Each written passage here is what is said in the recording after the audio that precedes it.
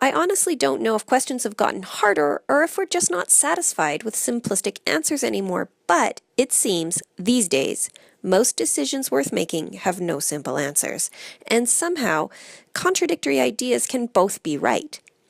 I like to think about questions related to design.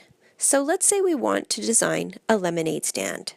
In reality, design is simply a series of questions that we answer to resolve various criteria. We might ask, where should we put our stand? How do we design it to be useful to the seller? How do we design it to attract customers? Etc., etc. But let's say this lemonade stand really matters to a lot of people, like it's heated. People want the money it brings, but no one wants it in their yard. The stand will attract so many people, it will damage nearby lawns and make it hard to park. Taxpayers don't want to pay for a stand unless it sells enough lemonade. Nearby businesses will benefit, and they want a part of the action, but they don't want to give up their sidewalk. Sound familiar? The process for answering each one of those questions in the most elegant way is, to me, sort of like a magic puzzle. When things get super complicated, researchers have developed decision-making methods to help that use computers and public participation.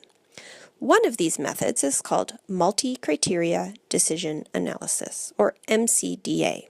Sounds complicated, and it sort of is, but it basically allows people to name criteria and weigh priorities. And then the computer combines all of these to arrive at a decision that incorporates all the different perspectives.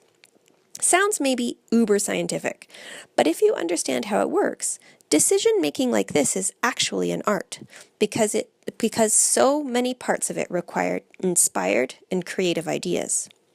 So despite being helpful, MCDA does have some challenges. One is that it's difficult for people to figure out what criteria are important and how to prioritize them. It can also seem super complicated, and sometimes the process can seem like a mysterious black box. How do we know the computer is being fair? How do we know the decision reflects our ideas? The other big part of this is that decisions need to be based on real information. Once people figure out criteria, we then need to have the evidence showing where that criteria exists. In MCDA, we can overlay evidence with chosen criteria to determine a solution. There are many forms of data that might be relevant to our lemonade stand. Maybe real estate prices, land use bylaws, parking requirements. But a major form of data that has never been easily available before is how people move and use potential lemonade stand locations. This data can be sourced from volunteer cell phones. People volunteer their location data from their phone to help researchers understand human movement patterns and how humans use their environments. For instance, I can use cell phone data to create maps that show how people use and move through potential lemonade stand sites. Information which is very useful for figuring out where to put a lemonade stand and how to design it.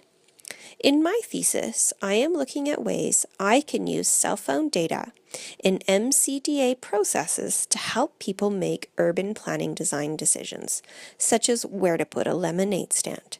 I'm also creating a software that lets you interact with maps showing this cell phone data to open up this mysterious MCDA black box and help the public, like you, understand how a decision was made.